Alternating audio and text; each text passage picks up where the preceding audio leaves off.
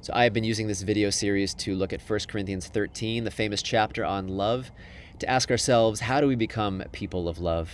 So far, I've looked at how love is patient, love is kind, it does not envy, it does not boast, it is not rude, it is not proud, and it is not self-seeking.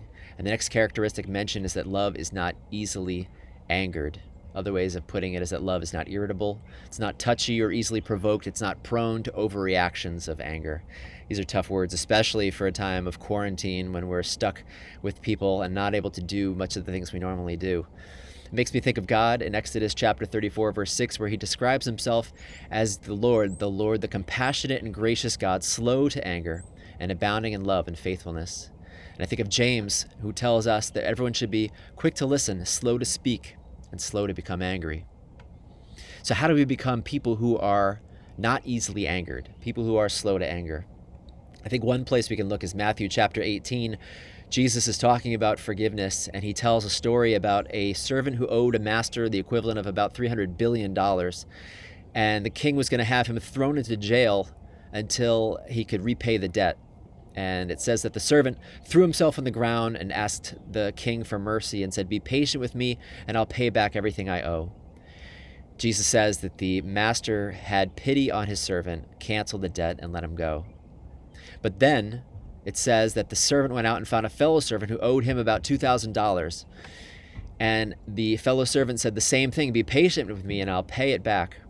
But the first servant threw the man into prison until he could pay back the debt.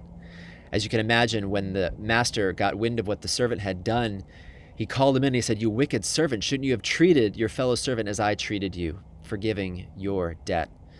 And he had that servant thrown into jail.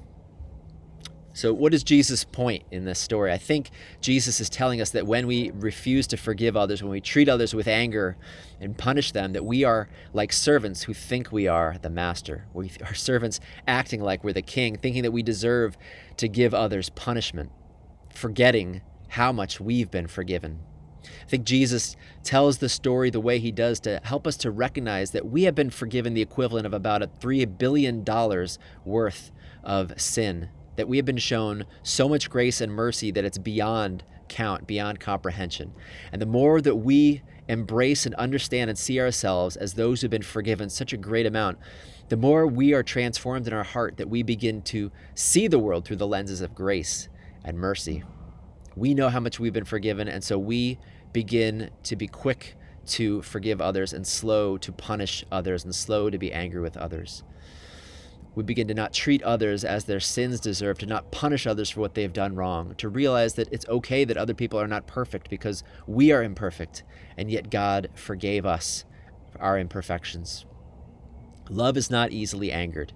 I think the more that you understand how much you've been forgiven, how great the grace and mercy that God has shown you is, the more that you will be able to extend that same grace and forgiveness to others, to not be so easily angered, but to be able to forgive and show grace and mercy.